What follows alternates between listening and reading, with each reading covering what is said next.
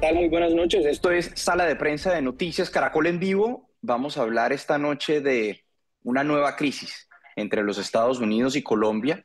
Decían algunas personas aquí en Washington que, dada la cantidad de crisis que hemos tenido desde el 20 de enero con la llegada del presidente Donald Trump al poder, pareciera ser la nueva normalidad del estado de crisis y de tensiones entre Estados Unidos y Colombia durante los mandatos de Gustavo Petro y del presidente Donald Trump. La más reciente se produjo o escaló el fin de semana, mejor, por cuenta de una fotografía que se conoció que llevaba 3 semanas colgada en la página oficial de la Casa Blanca, pero fue la revista Cambio la que la identificó y vio que en esa fotografía, donde aparecían 2 senadores republicanos y 2 funcionarios de la administración Trump durante un almuerzo que sostuvo el mandatario estadounidense con congresistas de su partido el pasado 21 de octubre, esa fotografía se veía que en una carpeta un funcionario del presidente Donald Trump tenía una imagen o un documento titulado La doctrina de Trump para Colombia y el hemisferio occidental.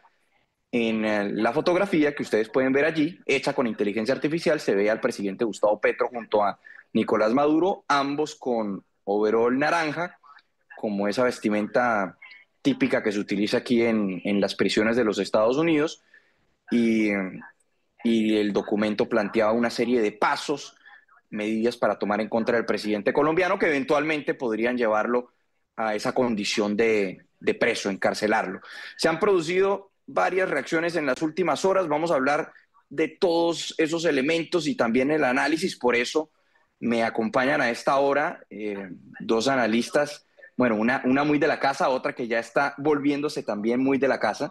Saludo a Teresita Aya, nuestra analista permanente de Noticias Caracol. Teresita, ¿cómo estás? Juan Camilo, buenas noches, un gusto estar con ustedes. Michelle, un gusto.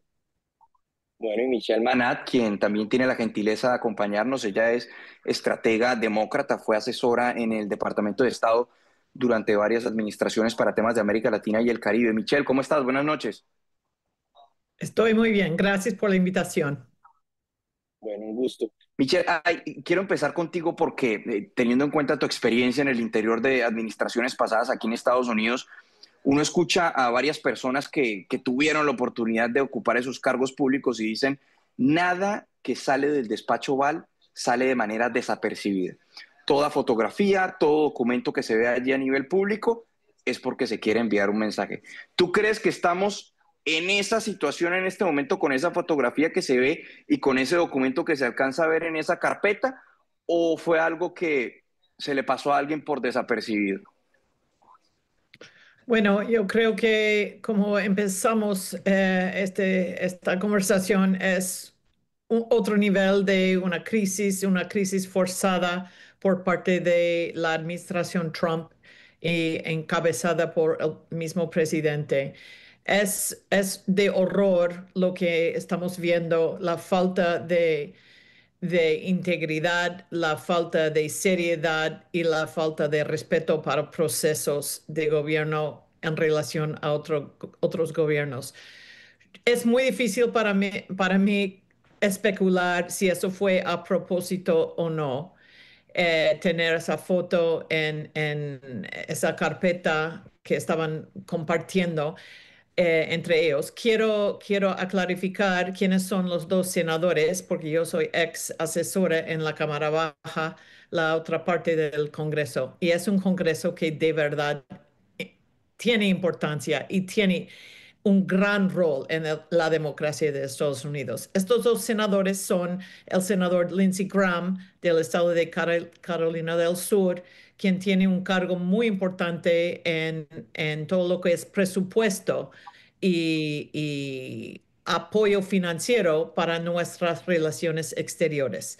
Él es tiene muchos años sirviendo en este rol, también en el Comité Judicial del Senado. El otro senador es Mike Lee, tiene un poco menos tiempo en el Senado, pero tiene mucha influencia en el partido y con el liderazgo el líder actual John Thune. Él es uno de sus encargados de mucha influencia y él es del estado de Utah, el mismo estado donde murió Charlie Kirk en septiembre. Entonces son senadores de importancia y de peso.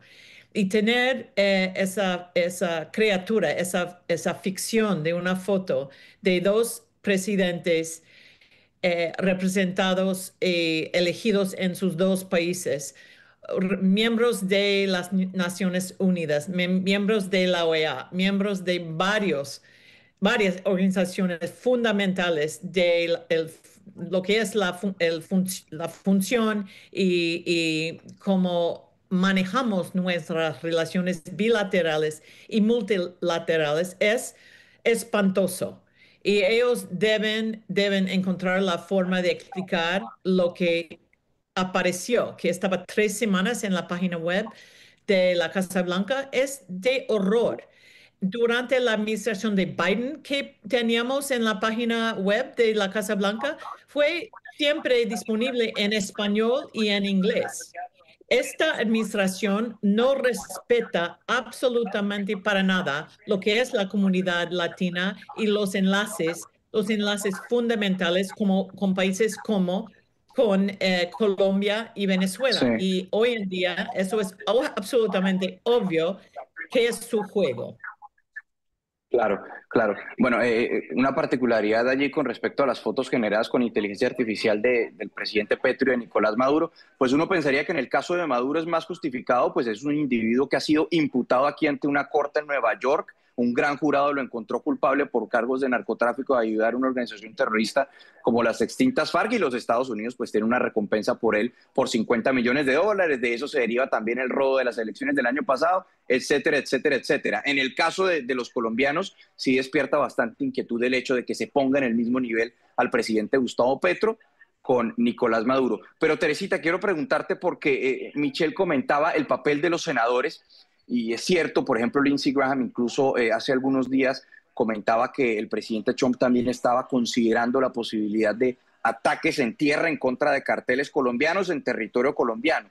Pero hay otro senador que entra en juego y es como diríamos en Colombia, el padre de la criatura, quien hizo el documento, el senador colombo-estadounidense Bernie Moreno, a quien han calificado como, bueno, el presidente Trump ha calificado como el responsable de todas las medidas en su contra. ¿Será que sí es así? ¿Será que es Bernie Moreno el que ha venido impulsando todas estas medidas y hay que prestarle mucha atención a lo que decía ese documento? Yo creo, Juan Camilo, que como bien lo dices, uno tiene que entender cómo va el agua al molino.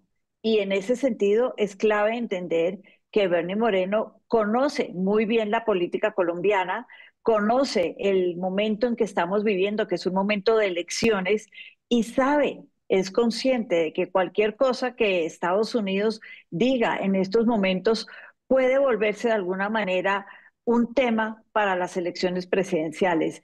En ese sentido, la pregunta es, ¿qué están buscando con estas declaraciones? Que como tú bien dices, son entendibles en el caso de Maduro, que es un presidente ilegítimo, unas elecciones fraudulentas, una persona que ya tenía $50 millones de recompensa por su cabeza, muy distinto al caso de un presidente Petro, que fue legítimamente elegido por unas elecciones democráticas y esto lo debe saber el senador Moreno también, que es un personaje que en este momento tiene una popularidad interesante para un presidente que está en su último año de gobierno. Entonces, en ese sentido, hay varios temas que se conjugan ahí. Están jugando, por ejemplo, a restar para las elecciones o sumarle a las elecciones. Yo creo que también hay un tema de Estados Unidos. Estados Unidos ahorita tiene el tema de Venezuela y la gran pregunta en la incógnita que surge en muchas de las ruedas de prensa que tú bien conoces en Washington es, presidente Trump, ¿usted va a hacer algo con Venezuela? Entonces, también es desviar la atención. Puede que Venezuela sí, puede que Venezuela no, pero hay otros intereses en la región. A lo mejor están tratando de desviar la atención de Venezuela, de que no sea 100% Venezuela, para poder seguir con su estrategia de Venezuela por otro lado. Es decir, hay muchas facetas que lo pueden explicar. Por el lado nuestro, tú empezaste diciendo que esta foto duró 3 semanas en los portales de la Casa Blanca. Eh, ¿Será que de verdad nadie más la había visto en Colombia antes de esas 3 semanas? ¿Será que aquí también estamos hablando de sacarla a la luz ahorita en momentos de una cumbre de CELAC que ha sido tan cuestionada como un sofisma de distracción? Es decir, hay muchos temas que se pueden tejer detrás de esta foto y el momento en que salió en ambos países. Es un punto muy importante, así como también lo que tú comentabas, Teresita, con respecto al proceso electoral en Colombia. Y esa es otra realidad, Michelle, que mucha gente reconoce aquí y que se pregunta, porque no es un secreto para nadie que la línea del gobierno Trump y del secretario de Estado Marco Rubio le gustaría tener un candidato en Colombia o un presidente en Colombia más afín con las ideas de ellos, más afín con las ideas del presidente Trump y de Rubio. ¿Será que atacar al presidente Petro, imponer sanciones a él, imponer también eventualmente sanciones en contra de miembros de su partido político, ¿no será que eso termina fortaleciendo al movimiento del presidente Gustavo Petro en plena época electoral? Bueno, puede ser así. Es tan inédito, voy a usar una palabra menos agresiva, es tan inédito la forma en que eligen y aplican sus decisiones. Una cosa que es muy preocupante para mí como profesional es la falta de otras voces y de otras fuentes de información adentro del gobierno de Donald Trump para evaluar la situación en Colombia. Yo creo que lo que es sabiduría, años de trabajar y de dirigir la relación bilateral y entender la importancia de las elecciones que vienen en Colombia para el pueblo colombiano, eso no tiene un lugar en la mesa, en la Casa Blanca y en el Consejo de Seguridad Nacional actual. Y eso es riesgoso, fin y al cabo, riesgoso. Quiero subrayar también la diferencia de tratamiento entre estas fotos de Maduro, quien es todo lo que dijiste y hemos visto la voz, las decisiones, las acciones a nivel de las Naciones Unidas y en las cortes y en el Departamento de Justicia que aquí en Estados Unidos. Pero la diferencia de trato entre Maduro y uno de los líderes en el Medio Oriente, me refiero a la situación en Israel, la situación en Gaza, la situación en todos estos países que están bajo mucha presión, presión agresiva. Hay sequía, hay falta de comida, hay falta de medicina, porque no existe la idea de equivalencia en esta Casa Blanca. El presidente Trump, el secretario Rubio y Pete Hegseth en el Pentágono eligen sus favoritos y van 100% por adelante para influir el contexto para ellos. Podemos referir también a la situación de Milei en Argentina. Entonces, hay una lista de los que son los íntimos de Donald Trump y su círculo y los que quedan afuera. Y eso es sin duda lo que influye las decisiones y las tácticas y todo ese espectáculo Sí.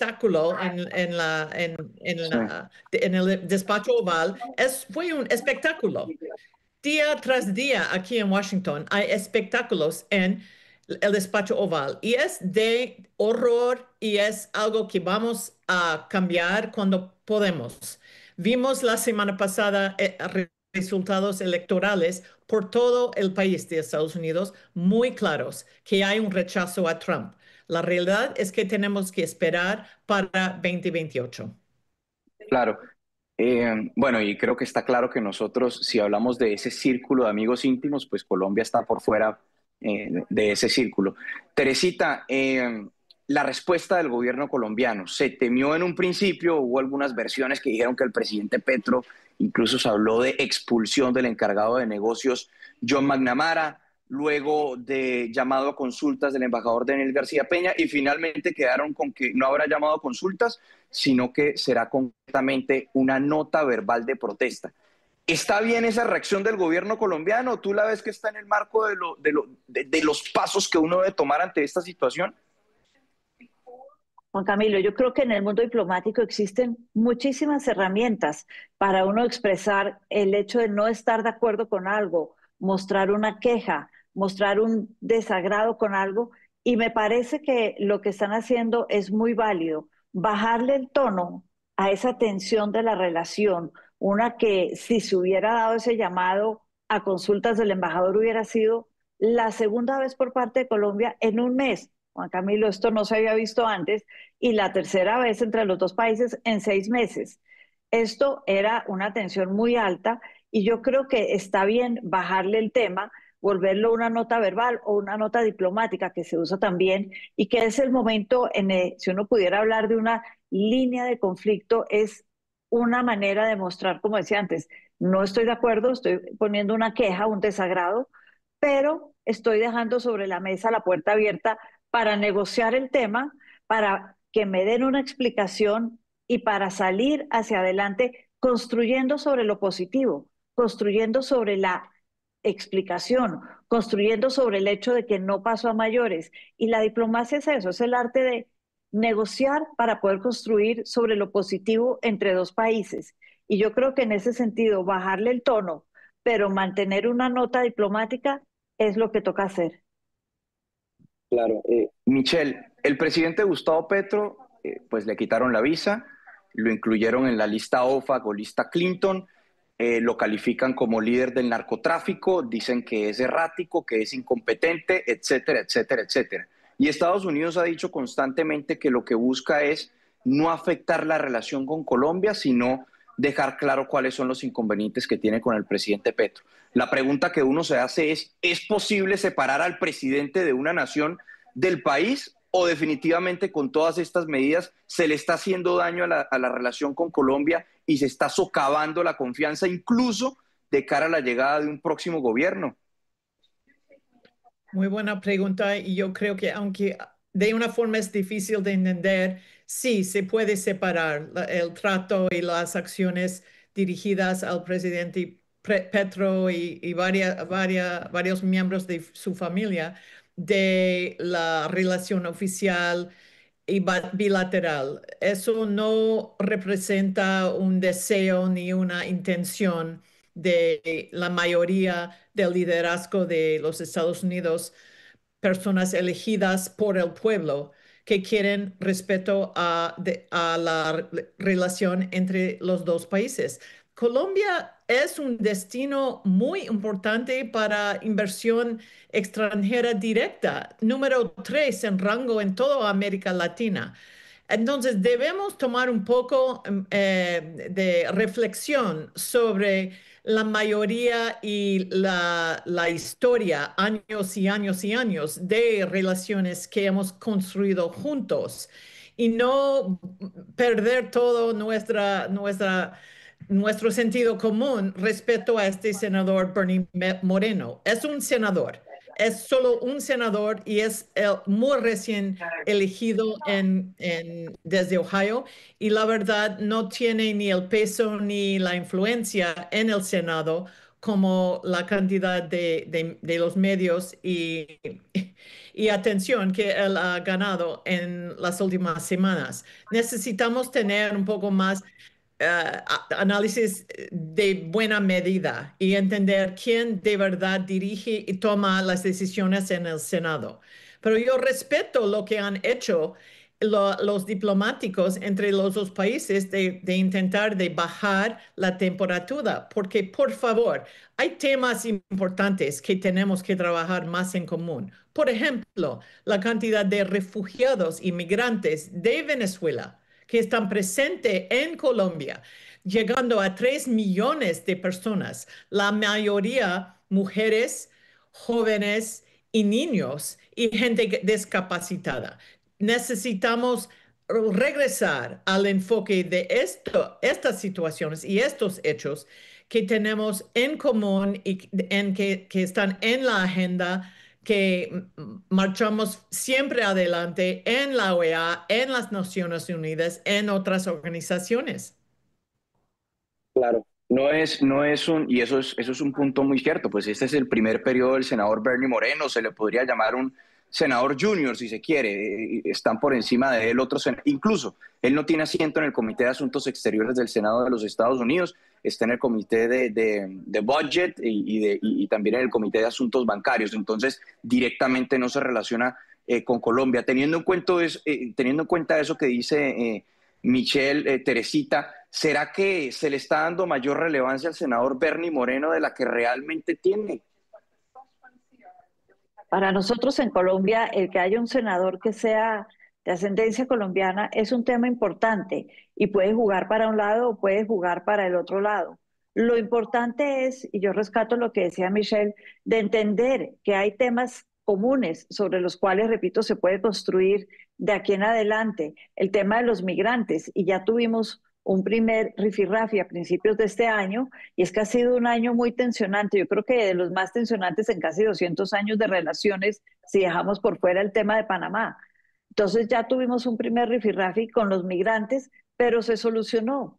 Entonces se pueden solucionar los temas, hay que buscar temas en común y sobre todo nosotros acá, más allá de qué temas tenemos en común, tenemos que pensar que Estados Unidos es nuestro socio comercial más importante. Eso afecta a muchos exportadores, no solo flores, aguacatejas. Es un tema clave para nosotros esa buena relación y también hay un número importante de migrantes colombianos en Estados Unidos y esto se ven afectados por estos rifirrafes. Claro. Michelle, desde la perspectiva de Washington, ¿podría ser esta, o por lo menos desde tu experiencia, has visto una crisis entre Estados Unidos y Colombia tan grave como la que hemos venido viviendo durante estos meses desde que el presidente Trump asumió su mandato y que coincide con el presidente Petro? Uf, eso es una pregunta de 10 por 10. Ah, no hay otra situación como la realidad bajo Donald Trump, así que sinceramente no vale la pena hacer la comparación directa. Yo serví en el Departamento de Estado cuando tuvimos mucha tensión con el presidente Samper, pero en esa época no estábamos con las políticas tan severas en contra de inmigración, así que... yo diría, mi aviso, lo que yo como asesora diría es que necesitamos tomar en cuenta, subrayar, tomar la medida de cómo son las relaciones en su totalidad y articular esto. Necesitamos la sociedad civil en los dos países hablando en voz alta, en la Cámara de Comercio, en el Consejo de las Américas de la Sociedad Américas, en Nueva York y en Miami y en DC, y la comunidad colombiana misma en Estados Unidos. Necesitamos escuchar mucho más su voz, el liderazgo ahí. El senador Rubén Gallego del estado de Arizona, quien tiene más mayoría que Bernie Moreno, él, hijo de colombianos, él necesita hablar mucho más acerca de esto. Y él tiene bastante experiencia en seguridad nacional, es ex veterano, sirvió en Irak, o Irak o Afganistán, no me acuerdo, uno de los dos. Pero necesitamos tomar un poco más tiempo y tranquilizar la situación en entender quién de verdad está tomando medidas que de verdad llegan, toman tierra. Toda la polémica de Donald Trump es polémica y es para distraernos de una cantidad de situaciones y cosas. Lo que necesitamos es más debates y más foros donde podemos expresar y compartir análisis a base de los hechos y no solamente la polémica, pero sinceramente no he visto en mi vida profesional una situación de relación de enemistad entre dos países que no tiene razón, no hay razón por insultar a un jefe de otro estado. Y Gustavo Petro fue elegido sin duda, por el pueblo colombiano. Lo que debemos respetar es el proceso de precandidatura y de tomar los pasos para la próxima elección en Colombia, donde habrá observadores, etcétera, que estar todo es parte del proceso moderno que respetamos y que necesitamos. Sí, sí. Bueno, por el momento voy a despedir a Teresita que nos acompañó hasta este momento. Voy a durar unos cuantos minutos más con Michelle, pero Teresita, muchas gracias por acompañarnos en sala de prensa. Juan Camilo, muchas gracias y rápidamente una reflexión. El presidente Trump ha dicho que él distingue entre el presidente Petro y los colombianos. Eso hay que mantenerlo de alguna manera. Y el presidente Petro tiene que recordar que él es presidente de 52 millones de colombianos, que todos se ven directa o indirectamente afectados por esta relación. Dicho eso, Juan Camilo, muchas gracias y muy buenas noches a todos. Muchas gracias, Teresita. Adiós. Ese es un punto importante, Michelle, porque es cierto lo que tú indicas, el nivel de enemistad con el gobierno del presidente Gustavo Petro. Pero, por ejemplo, el presidente Trump ha dicho que la palabra más bella del diccionario es aranceles, tariffs. Y afortunadamente Colombia se mantiene en el nivel global del arancel base del 10%, aun cuando ha habido múltiples episodios de tensiones con nuestro país. ¿Eso qué te indica a ti concretamente? Bueno, hay una puerta, hay un corredor para, por ejemplo, el rol del secretario del Tesoro, el secretario de Comercio, el encargado de Comercio Internacional y Bilateral, USTR, y ellos sí tienen la forma, tienen episodios de influir al presidente. A veces hay otras razones que no podemos revelar en las condiciones en que vivimos con control de la prensa aquí en mi país, por la Casa Blanca, etcétera. Lo que pasa es que la relación que Donald Trump busca con otros líderes es de beneficio comercial para él y para su familia. Si vemos la situación con varios países como Qatar en el Medio Oriente, y Colombia no puede ofrecer a Donald Trump algo como esto. Colombia es mucho más complicado y yo diría es un país bien maduro, maduro en el sentido de que la economía es muy diversa, tiene relaciones fuertes con países de todo el planeta, sobre todo en Asia, América Latina, en Europa, en particular España e Italia. Así que no hay la misma entrada para Donald Trump con Colombia. No debemos perder que hace unos pocos meses atrás estaba amenazando a Greenland, a Groenlandia, al norte de Europa. Tiene una obsesión como en su juego de aderezo, chess game, varios países. Y él se fascina por los recursos naturales, por posibilidad de inversión y desarrollo de bienes raíces y de jugar golf. Por eso, países que tienen más territorio de montañas, etcétera, no le interesa. Les digo y les confirmo que Donald Trump no puede esquiar, ¿ok? Y no puede sobrevivir donde hay falta de oxígeno. Entonces no vamos a ver Donald Trump en Perú ni en Bolivia, ni cerca. Entonces es tan personalizado su forma y su análisis y su mapa para su presidencia.